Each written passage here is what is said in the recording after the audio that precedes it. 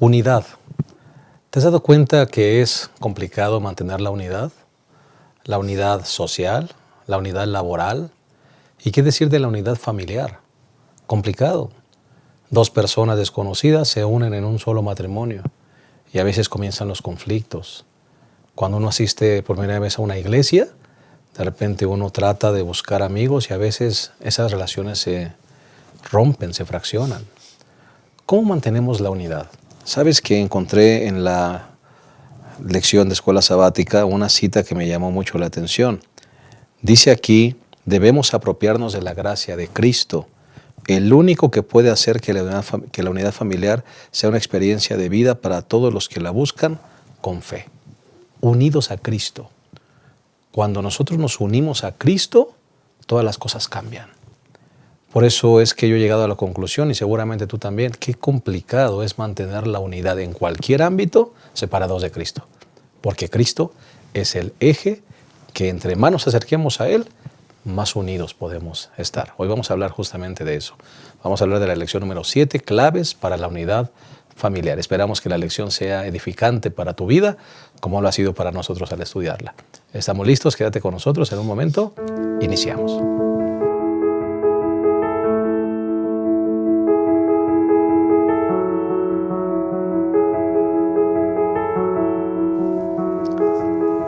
Bien, estamos muy contentos de darte una cordial bienvenida a este repaso de la lección número 7, claves para la unidad familiar.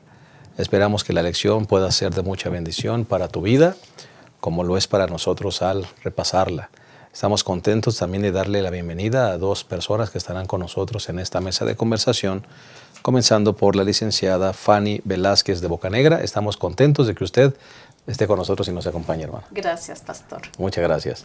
Pastor Abraham Ramírez, gracias por estar con nosotros una vez más. Gracias, pastor. Listos para considerar la lección de esta semana. Correcto. El bosquejo que vamos a seguir es sencillo, transformados por su amor.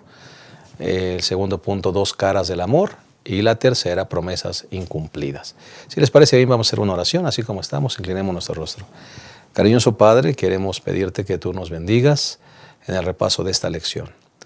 Que podamos recordar que la unidad familiar solo se logra a través de una relación contigo.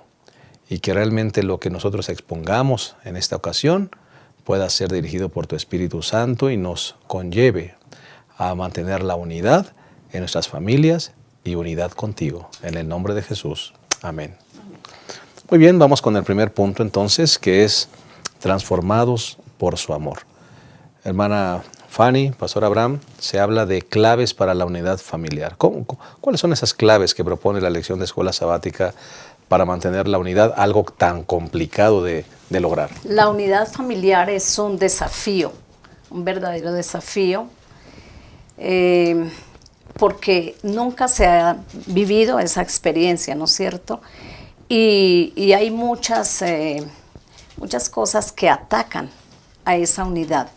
Entonces, cuando nosotros nos enfrentamos a un desafío, es algo desconocido, es algo que nos atemoriza. Pues quisiera contar una experiencia que tuve. Adelante. Una de las veces que he venido aquí a México, debí reemplazar a un pastor en una semana de conferencias en un lugar en Chilpancingo. Un lugar extraño para mí, nunca había ido por allá, nadie me conocía, pero había una necesidad y si Dios me trajo y me pidió que lo hiciera, dispuesta estaba para ello. Así que no me dejé atemorizar porque era un desafío ir a un lugar extraño sin conocer a nadie, ¿verdad? Ni un amigo siquiera, mucho menos familia. Pero con Dios todo lo podemos, así que estuve dispuesta, pero con la persona que me estaba esperando nos dimos unas claves. Yo le dije la manera como iba vestida, mi estatura, maleta, bueno, algunas claves, ¿cierto? ¿Qué es una clave? Una clave es un código, una letra, un número o algo secreto que solamente saben los que se ponen de acuerdo. Así que nadie sabía por qué yo iba vestida así, ni el hermano que me iba a recibir. Nos dimos una clave y con eso pudimos identificarnos y todo salió bien para la gloria de Dios. Entonces es necesario que nosotros atendamos el consejo de Dios para poder cumplir en nuestras vidas esas claves y que Dios sea honrado con nuestra relación en la unidad familiar, de iglesia y en todos los términos. Claro que sí. Pastor Abraham, Sí. claves de la unidad. Creo que se nos presenta en la parte del domingo la clave principal para mantenernos unidos, que es unirnos a Cristo, ¿no? La cruz, dice aquí la primera frase de la lección, la cruz elimina las barreras. El Señor Jesús se deleita en quitar las barreras, en derribar muros y de establecer relaciones, ¿no? Se nos habla acerca de que en Jesús no hay judíos ni gentiles, no hay hombres, no hay mujeres. Todas las barreras que pudieran existir en las relaciones sociales quedan derribadas en la cruz.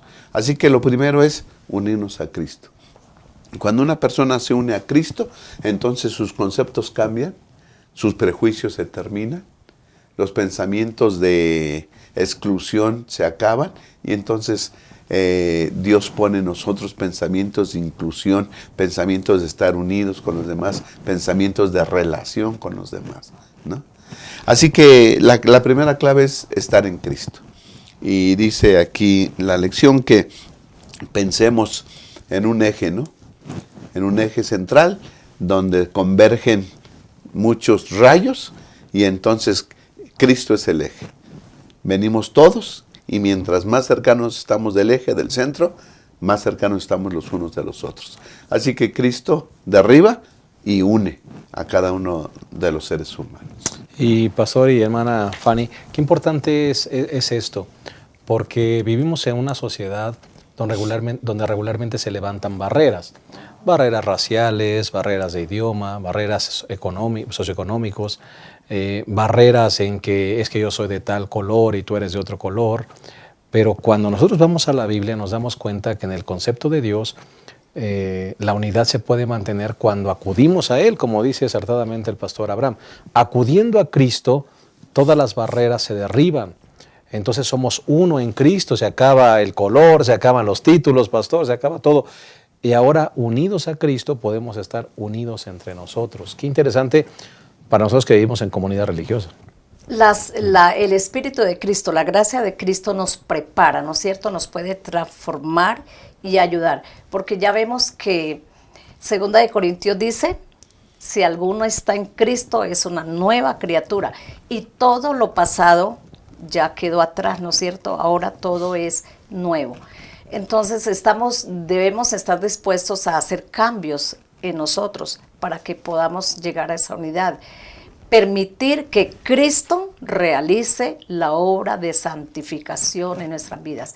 La obra de la santificación es lo que necesita el pueblo de Dios para que su pronta venida sea realidad. Yo me pongo a pensar, hermana Fanny, ¿qué razón tiene la Biblia cuando dice no os unáis en yugo desigual con los infieles? O cuando uno se casa con una persona incrédula. Qué complicado debe ser el que usted busque a Cristo, una persona busque a Cristo y la otra no. ¿Cómo mantener la unidad en una relación donde Cristo no es el centro del corazón de los dos? Terrible. En días pasados asistí a una boda donde ella creyente y él no. Y sabiendo las complicaciones que puede haber y los conflictos, se hacen, ¿no es cierto?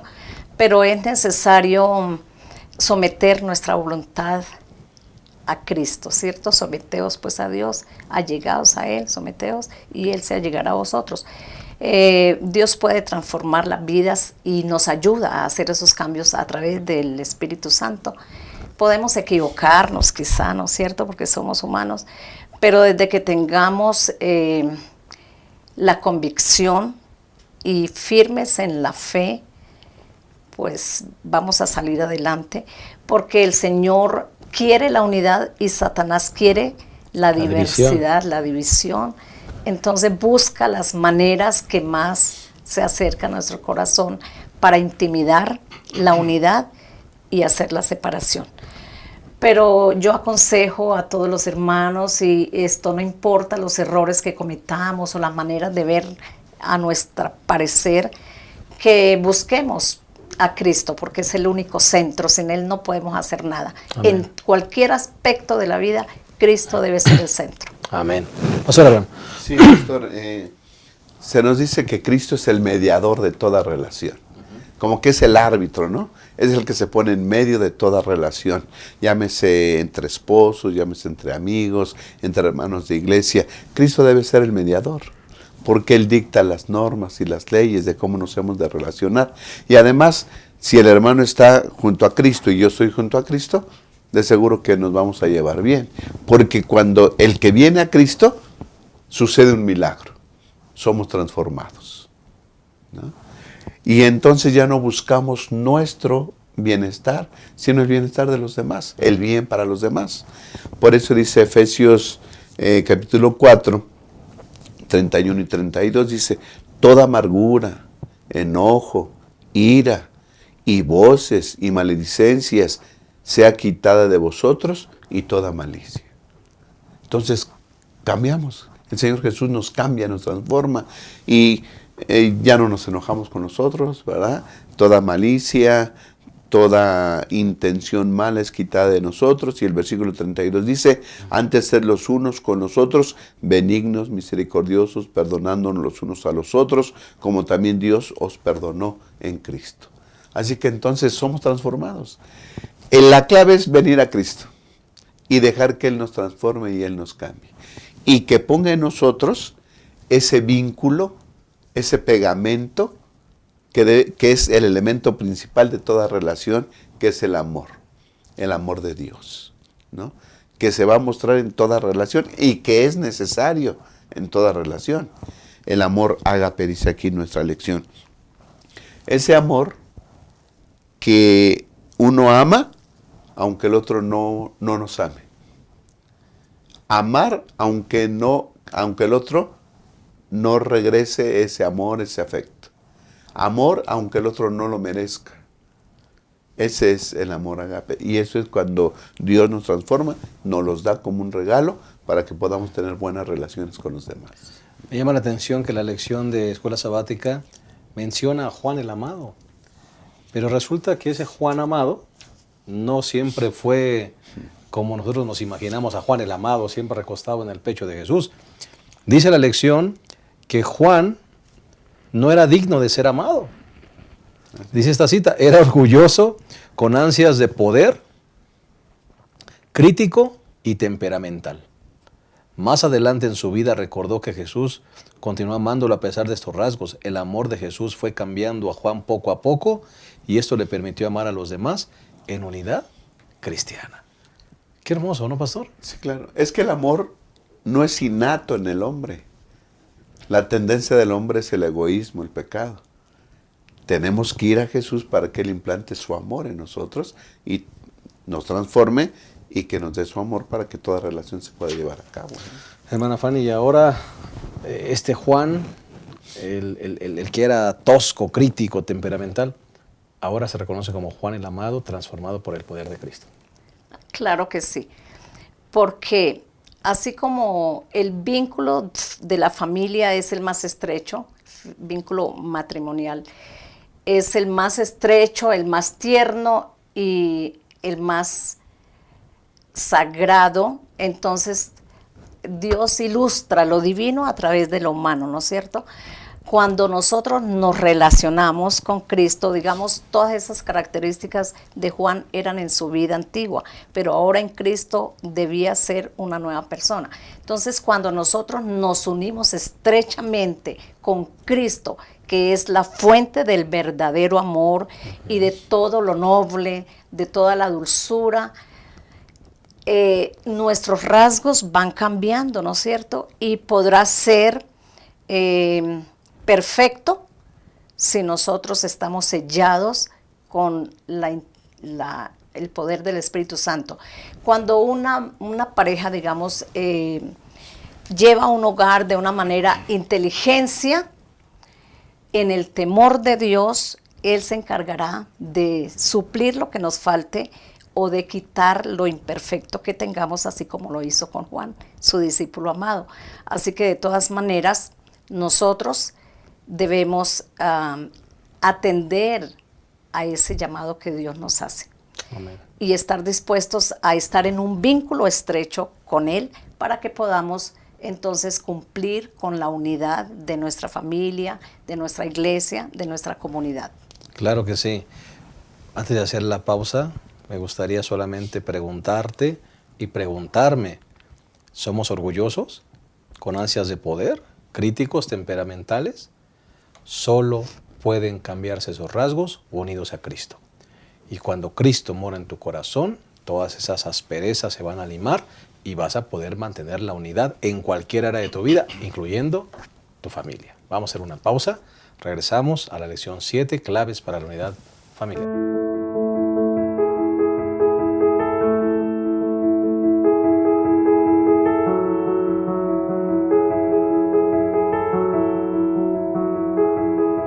Bien, estamos de vuelta, estamos analizando la lección número 7, claves para la unidad familiar. Ya analizamos el primer punto, que es transformados por su amor. Dijimos que cuando uno se une a Cristo, la vida es transformada y se logra la unidad.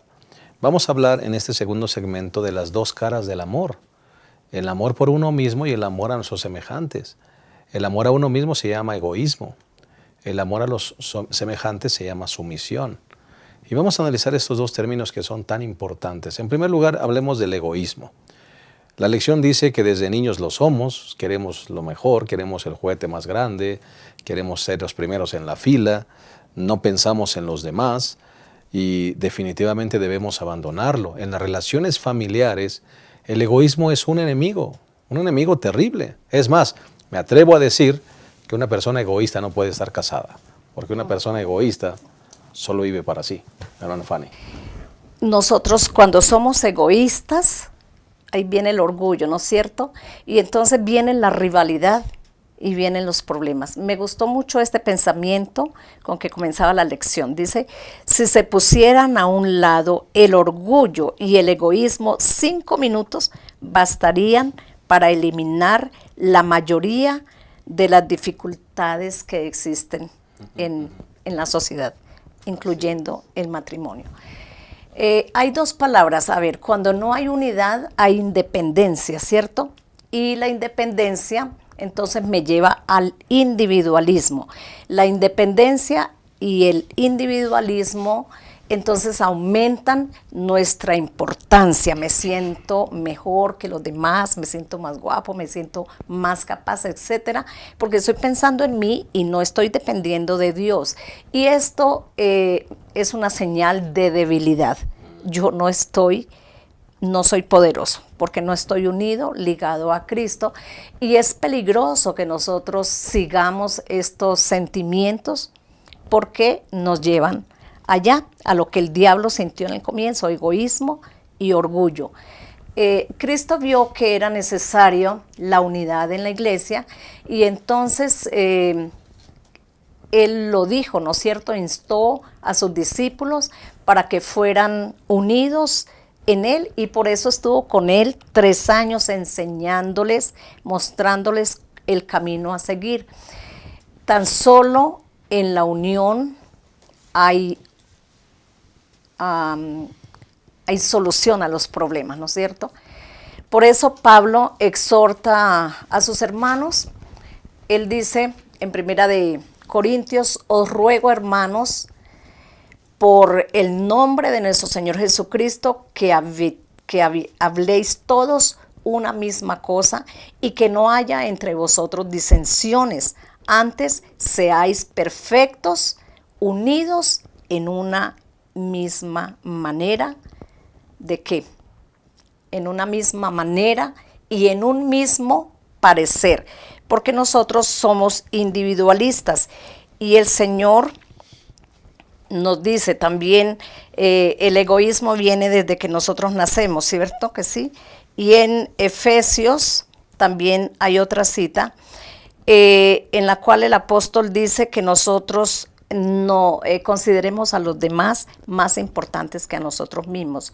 Y entonces cuando yo pienso en los demás, me alejo del yo, del egoísmo, del orgullo, y llega a ver la unidad. Si usted y usted y usted y yo y todos estamos con el mismo sentimiento de pensar primero en los demás y poner a los demás por encima del yo, entonces Cristo se va a sentir gozoso porque la iglesia va a estar unida. Amén.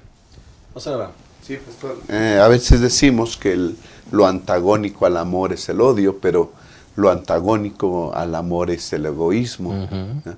El egoísmo es amarse a uno mismo, ¿sí? Egoístamente, y lo contrario a eso pues es el amor verdadero, y el amor se expresa hacia afuera, ¿no? Y cuando nosotros vemos la vida del Señor Jesús, entonces tenemos el ejemplo supremo, el ejemplo perfecto de cómo se debe vivir una vida, ¿sí?, llena de amor y libre de egoísmo, ¿no? Y lo que estaba diciendo la hermana en Filipenses capítulo 2, se nos habla acerca de eso, ¿no? El versículo 3 creo que es muy bonito. Clave, el versículo. sí. Dice, nada hagáis por contienda o por vanagloria. ¿Sí? Muchos buscan reforzar su egoísmo. Su egoísmo crece cuando buscamos satisfacción propia, buscamos vanagloria sobre nosotros. Antes bien, dice, no hagan eso.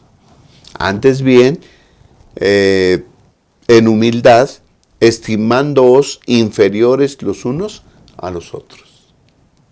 ¿Sí? Yo a veces digo, la Biblia no predica la igualdad. La Biblia predica que tú te debes considerar inferior a los demás. Y por eso es que primero presenta este concepto Pablo y después dice, hay en vosotros ese sentir que hubo también en Cristo Jesús. Es decir, ¿por qué deben sentirse así o por qué se deben considerar inferiores a los demás? Porque Cristo lo hizo. Porque Él, dice, siendo en forma de Dios, no tuvo por usurpación, las versiones más antiguitas, ¿verdad?, ser igual a Dios, sino que se anonadó a sí mismo, se rebajó, que es lo contrario a la vanagloria. Se rebajó a sí mismo y se hizo semejante a los hombres. Es semejante a nosotros, está al mismo nivel. Pero el Señor Jesús dice, se anonadó aún más y se hizo obediente hasta la muerte y muerte de cruz. Entonces es el ejemplo supremo el Señor Jesús. Una vida libre de egoísmo y perfecta en amor, ¿sí? Así que esto duele. Es decir, pedirle al Señor que nos quite el egoísmo va a doler porque va en contra de nuestra naturaleza, de nuestros deseos, de nuestras inclinaciones. Pero si es necesario y queremos que el egoísmo salga de nosotros, debemos acceder constantemente a la cruz de Cristo Jesús. Vivir cerca de la cruz, vivir cerca de Cristo para que Él quite el egoísmo de nosotros. Amén. El orgullo del talento, dice la sierva de Dios, el orgullo del intelecto no pueden existir en el corazón que está oculto con Cristo en Dios. Humillémonos, pues, y adoremos a Jesús, pero nunca nos exaltemos en lo mínimo. Exacto, muy interesante eso. Nunca nos exaltemos a nosotros mismos, pastor. Me gustaría que no se nos olvide este pensamiento, porque dice que las disensiones, las divergencias y los enfrentamientos, ya sea en la sociedad, que sea del hogar, del matrimonio, de esposos, hijos y padres, o de la iglesia, hermanos entre sí, dice, esto deshonra a nuestro Redentor. Y cuántas veces nosotros vemos que por causa del egoísmo y el orgullo, los hijos hieren a los padres a los hijos, los amigos, se disuelve una amistad hermosa, simplemente porque hubo yo pienso así, yo digo, es que a mí nadie, ¿cierto? Decía la lección que en el egoísmo hay dos palabras, y siempre que haya eso, pues es malo. Un ganador y un perdedor, ¿no es cierto? Cuando hay ganador y perdedor, hay egoísmo, no hay unidad. Sí. Entonces, en las relaciones, no es que yo tengo la razón, que yo gano, ¿cierto que sí? Como decía la lectura del pastor, considerar al otro, darle la razón al otro, o sea, entrar en una paz, porque es lo que Dios quiere, que haya una paz, negociación no rivalidad, buena. una negociación, llegar a un acuerdo, digamos en el matrimonio, ¿cierto? Ninguno tiene la razón, el uno pone su parte, su punto de vista, el otro, y se llega a acuerdos para evitar la rivalidad y para no deshonrar a nuestro Padre Santo. Claro que sí. Por eso decíamos, pastor, que Cristo debe ser el mediador de toda relación. Cristo debe estar en medio, ¿sí? Porque estando junto a la cruz, pues no puede haber egoísmo. ¿Cómo nos vamos a pelear delante de Cristo? ¿Cómo nos vamos a buscar el bienestar propio y hacer a un lado al hermano estando junto a Jesús? Jesús nos cambia, Jesús nos transforma. Para que se logre eso debemos estar dispuestos, pastor, a someternos, ¿sí? Dice Efesios 5:21, sujetaos los unos a los otros en el temor del Señor. ¿Y qué es la sujeción o qué es someternos? Dice la lección que es la sumisión, el someterse, es ubicarse delante del otro humildemente. Yo me imagino al esposo, ya estando delante de su esposa, con la cabeza agachada, humildemente. Pero esto es recíproco. Es una reciprocidad en la entrega personal. El esposo agacha la cabeza, la esposa viene y agacha también la cabeza. ¿Sí? Siempre se le acusaba al pueblo de Dios que era un pueblo de dura cerviz. La cerviz, ¿no? Nunca agachaba la cabeza. Siempre estaba así. Actitud arrogante. Actitud arrogante. Entonces, someteos es llegar a agachar la cabeza. En una, humildemente, ubicarse humildemente delante del otro. Pero esto debe ser recíproco. ¿Sí? Y cuando de un lado está esa actitud y del otro no, aún ahí actúa el amor. Te amo aunque no me ames. Te amo aunque no lo merezcas. Pero el ejemplo de todo eso es el Señor Jesús. Y el único capaz de convertirnos en eso, pues es el Señor Jesús, ¿no? Efesios 5, no sé si están de acuerdo conmigo, pero me parece que es uno de los textos más mal entendidos de la Biblia, o por lo menos de los que regularmente se mal utilizan, porque Efesios 5, pastor, se ha tomado como base bíblica para ejercer autoridad sobre mi pareja. ¿Cuántos hombres no dicen, Efesios 5 dice someter, la mujer debe estar sometida al marido, y piensan que ese sometimiento es como lo entiende el mundo, un sometimiento de yo te humillo, de tú me sirves, haces lo que yo quiera, y ese no es el sometimiento bíblico. El sometimiento que está hablando el pastor Abraham en la palabra de Dios es un sometimiento a Cristo, para que entonces podamos estar sometidos unos a otros en el vínculo del amor. Sí, pastor. Allí juegan dos palabras principales, juegan un papel importante, que son la humillación y el perdón. No que yo humille al otro, sino que yo me humille, ¿cierto? Porque si Cristo está en mí, no me voy a ensoberbecer, sino que, bueno, hallo que el otro tiene la razón, así de pronto no la tenga, pero yo me humillo y perdono si fue que fui herido y ofendido, ¿no es cierto? Estas dos palabras. Entonces, ¿ahí qué ocurre? Muere el yo es llevado a Cristo, y en Cristo estamos unidos todos. Amén. Sí, claro. Hablar de esto es sumisión, ¿no? Sujetaos, someteos los unos a los otros. Entonces, Efesios habla acerca de la relación que debe haber entre un hombre y una mujer. Inmediatamente en el versículo 22 de Efesios 5, dice, las casadas estén sujetas a sus propios maridos como al Señor.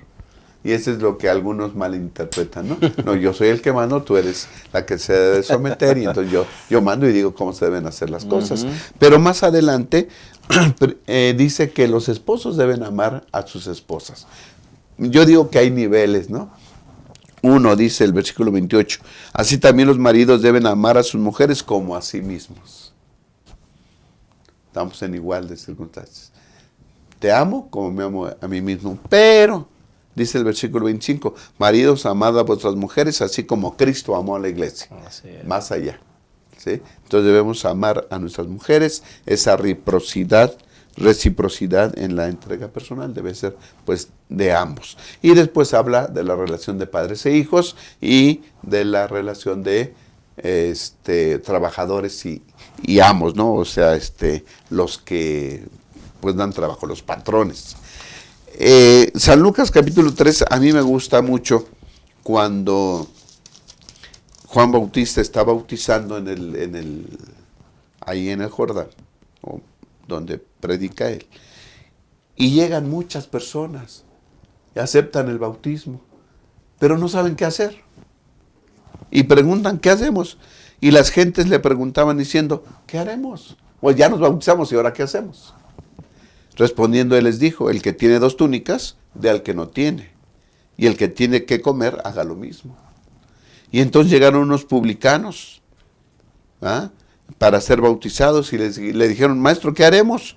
Y él les dijo, no exijáis más de lo que os es ordenado. Okay. No roben. Y luego le preguntaron también los soldados diciendo, ¿y nosotros qué vamos a hacer? Y les dijo, no hagáis extorsión a nadie, ni calumniéis, y contentaos con vuestra paga. Es decir, cuando venimos a Cristo, somos bautizados, somos transformados y nos sometemos. Ya no anden haciendo huelgas, ya no anden exigiendo más. Okay. Se somete uno. ¿Sí? ¿Tienes? Da. Al pie de la cruz, somos transformados. Y Dios pone sus conceptos en nuestra mente y pone su amor en nuestro corazón para tener buenas relaciones. Amén. Sí, hermana. Pastor, también en Lucas me agrada esto, o sea, me hace sentir tan poca cosa, porque hubo sumisión de Cristo en el Calvario. Cuando Él dijo, Padre, si quieres, pasa de mí esta copa, pero no se haga como yo quiero, sino hágase tu voluntad. Como nosotros imperamos, ¿cierto? Nunca estamos, o sea, olvidamos de pedir que se haga la voluntad de Dios en nuestros intereses, en nuestras decisiones, en nuestros sentimientos, y entonces por eso dejamos de ser sumisos. Me gustó esta palabra alteridad. Es una palabra nueva que aprendí con esta lección, porque dice que la verdadera unión es algo hermoso, pero viene 2 palabras que son alteridad y sumisión. ¿Qué es alteridad? Yo busqué en el diccionario y dice que la alteridad es la capacidad de ser otro, ser distinto a mi manera de ser, ¿cierto? Porque nosotros decimos, no, es que así soy, es que yo soy, no puedo, es que así mi carácter, pero no, debo tener alteridad y someter a Cristo para que sea ahora yo otra persona, en Cristo nueva criatura. Y luego dice que la sumisión es la acción de someterme sin cuestionar, ¿cierto? Pero como decía usted, pastor, no debemos tener a mal esa palabra de someter. No es que yo someta al otro, es que yo me someta. Exacto. Y cuando yo pienso de esa manera, pues no va a haber rivalidad, no va a haber problema, va a haber unidad, porque yo me someto, mi esposo, mi cónyuge, mi hijo, quien sea, también se somete, porque estamos unidos a Cristo. Amén. Y dice Efesios que debemos amar a nuestra pareja como Cristo amó a la iglesia, se entregó a sí mismo por ella, la protege, la sustenta, vela por ella. ¿Qué persona se va a querer someter a otra que la ama, que quiere su bien, que quiere su beneficio? Así que, resumiendo este punto, pues hay 2 caras de la moneda. Orgullo, amarse a sí mismo, y una persona orgullosa no puede estar casada. Y el segundo, humildad y sumisión, siguiendo el modelo de Cristo. Vamos a hacer una pausa, regresamos una vez más a la lección 7, tercera última parte, claves para la unidad familiar. Regresamos.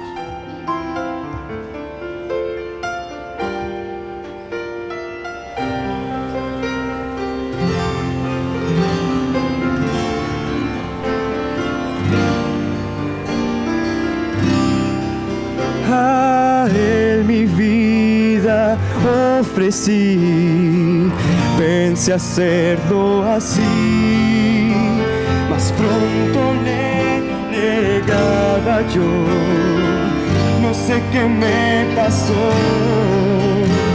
negué al Señor, le abandoné cuanto hizo Él por mí.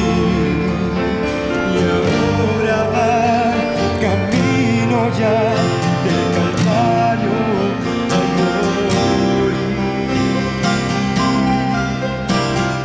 Fue por mí,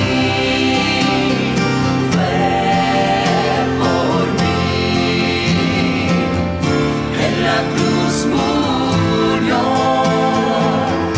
y así me salvó. Fue por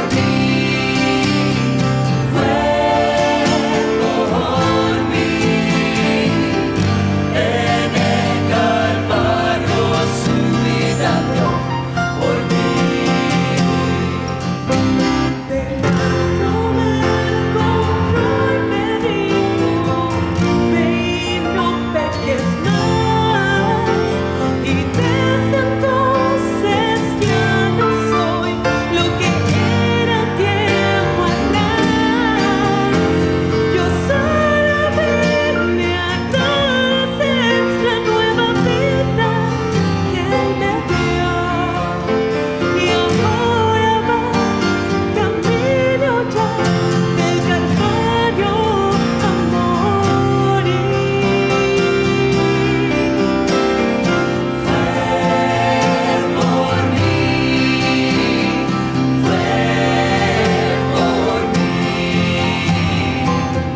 en la cruz murió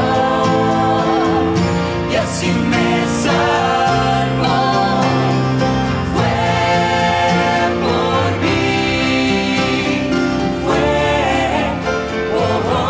mí, en el Calvario su vida dio por mí. Fue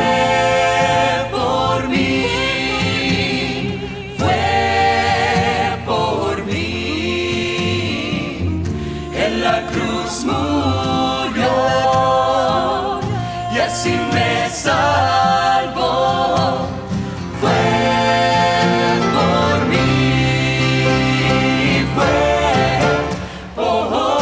mí, en el Calvario su vida dio por mí.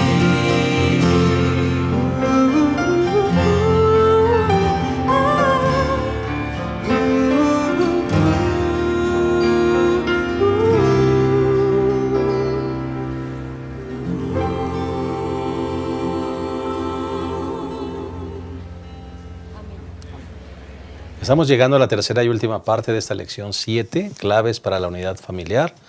Ya analizamos lo que tiene que ver con la transformación en Cristo, que se puede lograr al estar unidos a Él. Ya analizamos también las dos caras del amor, amor a uno mismo y amor al prójimo, hablando del egoísmo versus sumisión. Y vamos a hablar de la tercera parte, que son las promesas incumplidas. La lección de escuela sabática dice que vivimos en un tiempo de confianzas traicionadas. ¿Qué pasa cuando de repente el esposo o la esposa que juraba un amor eterno resulta que tiene otra familia? Resulta que lo encuentran con otros hijos. Resulta que cada vez que la esposa sale, él se va por otro lado. O que cuando la esposa se enferma, él sale huyendo porque pues, no está dispuesto a vivir con esta situación. Hermana Fanny, Pastor Abraham, qué complicado vivir en un tiempo donde la gente no sabe cumplir promesas. Y en el área del matrimonio, qué triste cuando un matrimonio termina por causa de una confianza traicionada. En Colombia se escucha un himno y se canta en las bodas que dice: un pacto de amor hicimos tú y yo. Me gusta mucho. Y bueno, identifico a mi primo con ese porque él cuando estaba de novio con su esposa lo ponía y lo escuchaba y lo repetía. Pero el problema es que se olvida ese pacto. Se olvida ese pacto y debiera estar siempre grabado. Y entonces comienza ahora a darse cabida a otras amistades enfermizas, diría yo, ¿no es cierto? Cuando yo olvido ese pacto que hice con la persona que me llevó al altar, o con la que fui al altar, entonces comienza el diablo a trabajar. Por eso esa parte dice vivir el amor que prometemos, ¿no es cierto? Para eso debemos recordar el compromiso que hicimos. Es un compromiso no solamente entre humanos, sino con Dios, porque Él está formando parte de todos nuestros compromisos. Y también dice preocuparnos por el otro más que por nosotros. Y me gusta mucho un poema de Cantares 5. Si me permiten, Claro, digo una adelante. partecita del poema. Dice: mi corazón velaba, yo dormía, mi amado se acercó hasta mi morada, su cabeza mojada de rocío, su cabello mojado por la nieve, tembloroso de frío, congelado. Ábreme, amada mía, suplicaba, paloma virginal, esposa mía, quité mi ropa porque está empapada, mis pies descalzos pisan losa fría, debo cubrir mi cuerpo y abrigarme. ¿Acaso no lo veis? Puedo enfermarme. Algo me conmovió profundamente. Sentí que su mano a través del portillo de la puerta buscaba ansiosamente los cerrojos y yo estaba despierta, pero no abrí mis ojos, sino al contrario, me hice la dormida y mi amado se fue y tras él mi vida. Pastor, no se preocupó por el frío y la enfermedad que podría venirle a su compañero, ¿no es cierto? Dice Cantares. Y es lo que nos pasa hoy en día, ¿no es cierto? Nos sentimos engreídas las esposas, engreídos los esposos. Soy Julano, tengo este título. El engreimiento, el orgullo nos lleva a un engreimiento que me impide ver la necesidad de afecto de mi cónyuge, o la necesidad de afecto de mis padres, o de mis hijos, o de la sociedad con quien convivo, ¿no es cierto? Entonces, este poema se repite en todos los círculos sociales, porque falta preocuparnos por los demás más que por nosotros, y el engreimiento, esa palabra no sé si aquí se use, pero Sí, una claro. persona engreída es la que está pensando cómo viste, cómo se peina, cómo aparenta, pero por dentro puede estar el amor seco, vacío, no hay agua, no hay cómo atender las necesidades de un cónyuge o una cónyuge, o de unos hijos o de unos padres. Entonces, yo creo que debemos pedirle a Dios que nos ayude, porque es una lucha, es un trabajo tremendo poder cumplir nosotros las promesas que hemos hecho en nuestras relaciones familiares como nuestro pacto con Dios. Correcto. Y volvemos al mismo punto, Pastor Abraham, del egoísmo. Una persona que no cumple sus promesas es una persona que no está interesado en hacer feliz a otro. El problema es que nosotros pensamos solamente en quién me va a hacer feliz a mí, que cumpla sus promesas el otro en hacerme feliz a mí. Pero nuestras promesas de hacer feliz al otro, ¿dónde quedan? Sí, pastor, la lección dice que la cohesión, la unidad de la familia, y yo añadiría la duración de la relación, se basa en el aceptar el compromiso del esposo, de la esposa, ¿no? Cuando casamos decimos, lo honrarás, lo amarás, ¿verdad? En la salud y en la enfermedad, en la prosperidad y en la adversidad, y renunciando a todos los demás, te mantendrás solo para él. Así Es lo un compromiso. Así lo declaras. Así lo declaras y yo así lo declaro. Y cuando dice eso, es un compromiso. Un compromiso que es para toda la vida. Un compromiso en las buenas y en las malas. ¿Sí? En la salud y en la enfermedad. Yo admiro a muchos esposos o esposas que cuidan a su cónyuge enfermo. Bueno, tienen ese compromiso y asumen la responsabilidad de hacerlo, ¿no? Pueden pasar muchas cosas en la vida de familia, pero si se tiene ese compromiso, si se adquiere esa responsabilidad, la familia va a estar unida y va a durar para siempre. Hay un ejemplo bíblico que se nos presenta en la lección que a mí me gusta mucho, es el ejemplo en la vida de Ruth. Primero se presenta una relación que no se acabó con la muerte del esposo de Ruth, ¿no? su suegra le decía, pues vete, yo ya no tengo hijos, ¿verdad? No, Búscate otro esposo. búscate otro esposo. La relación se rompió, no porque quisieron. Pero la nuera estableció una relación con la suegra. ¿Sí? Y entonces dice, pues a donde vayas voy a ir, donde mueras yo voy a morir. Tu pueblo será mi pueblo, tu Dios será mi Dios. ¿Quién sabe si en ese momento Ruth vio la trascendencia de lo que estaba diciendo? Pero si no fue así, después sus acciones determinaron que asumió la responsabilidad de aceptar al Dios de su suegra. Y después aparece otra persona, que es Boaz. ¿Sí? Y desde que se conocen, Boaz asume el papel de la persona que puede, de la persona que tiene los medios para sustentar y mantener a la otra persona que ha caído en desgracia. Esa es otra cosa, es aceptar mi compromiso de familia, aceptar mi compromiso, acepto la obligación que tengo como familiar de mantener a mis familiares hasta donde pueda. Y después, yo siempre ando con las imágenes de romanticismo, ¿no? La suegra le manda a Ruth, ve y acuéstate en sus pies. Y entonces va Ruth y se acuesta en los pies de Boaz.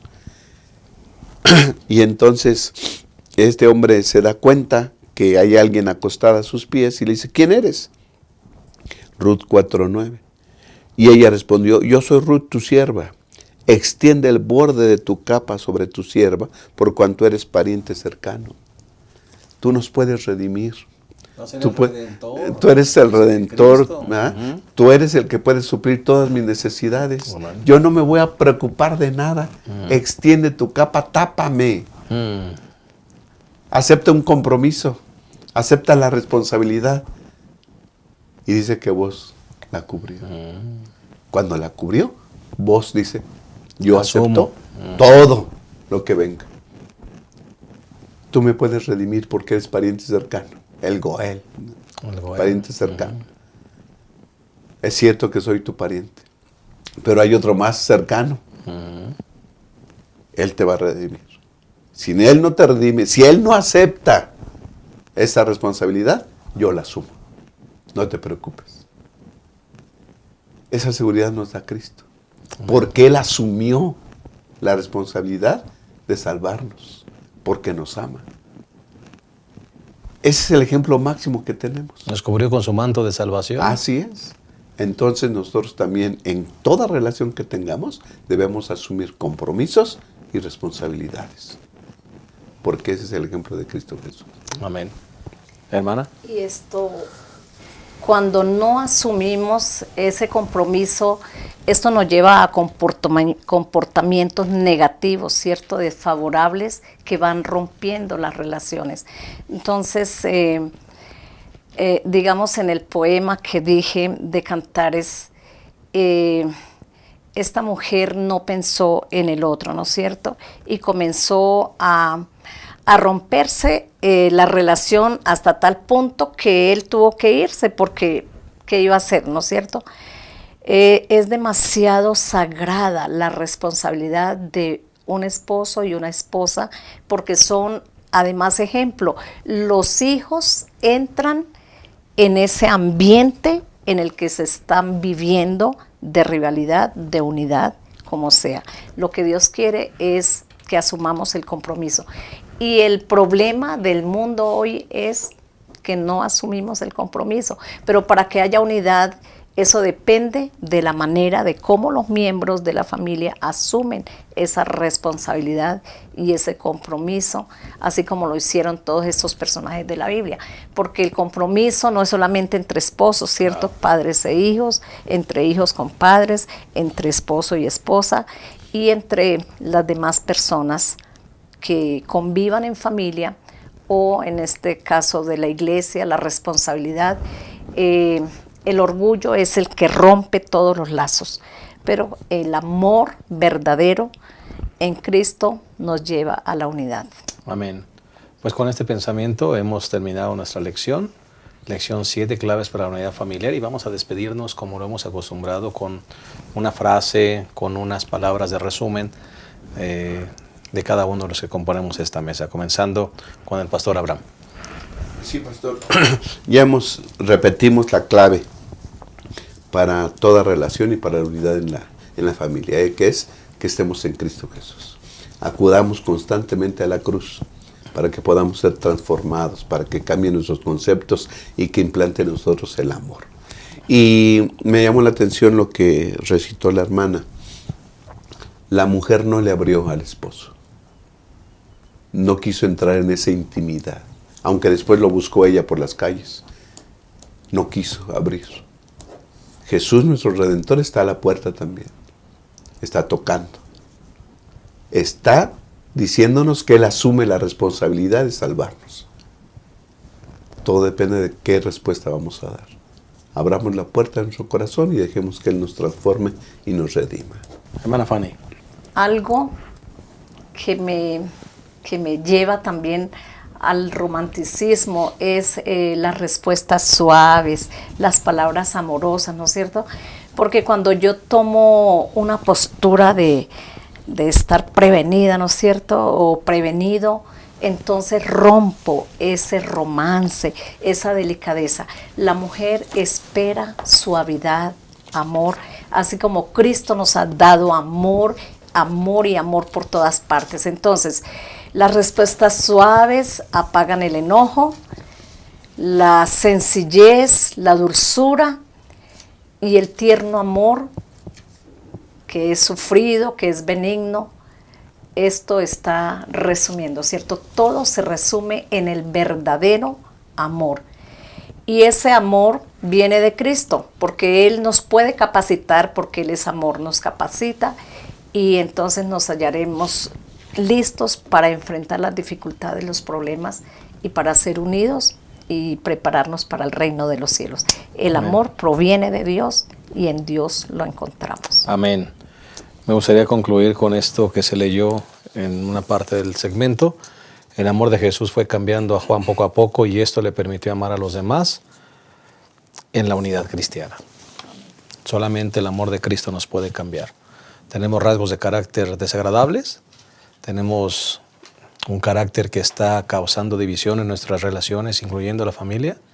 Ve a Cristo, acude a Cristo. Él es el único que puede cambiarnos y su amor nos va a ir cambiando poco a poco para mantener y lograr la unidad familiar. Que Dios te bendiga. Esperamos la próxima semana en un repaso más de nuestra lección. Gracias por habernos acompañado. Que el Señor les llene de ricas y abundantes bendiciones. Hasta la próxima.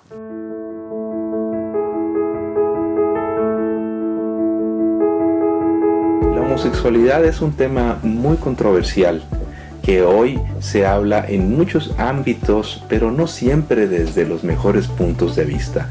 ¿Qué sabemos sobre la homosexualidad? ¿Qué podemos decir los cristianos al respecto? En este caso, GEM Editores tiene 3 extraordinarias obras para ti que te ayudarán a establecer un mejor criterio sobre este tema. En primer lugar, quiero recomendarte La homosexualidad en la historia y en la Biblia. Esta es una obra muy buena, elaborada por el Instituto de Investigaciones Bíblicas de la Asociación General de los Adventistas del Séptimo Día. Esta obra nos habla acerca de la historia de la homosexualidad y en los tiempos bíblicos y cómo podemos abordar los pasajes de las Escrituras que hablan sobre el tema de la homosexualidad. En segundo lugar, quiero presentarte La homosexualidad, la Biblia y la Iglesia, también una obra desarrollada por el Instituto de Investigaciones Bíblicas de la Asociación General que nos ayuda a abordar cómo los cristianos podemos responder hoy al tema de la homosexualidad. ¿Qué podemos hacer al respecto?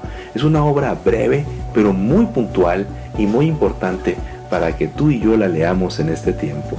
Y en tercer lugar, esta es una obra que se llama Homosexualidad, un viaje sin retorno. Es decir, este es un análisis psicológico de cómo una persona que tiene esa tendencia puede enfrentarse a ella. Si acaso este es un asunto que se puede revertir o qué se puede hacer al respecto desde una perspectiva cristiana. Son 3 grandes obras que nos ayudan a ampliar nuestro criterio al respecto y a ofrecer respuestas prudentes, sabias y sobre todo bíblicas que nos ayudan a abordar este tema en una época que nos está demandando respuestas al respecto. Como editor quiero invitarte a que las leas y las adquieras en tu librería de Gema Editores hoy mismo.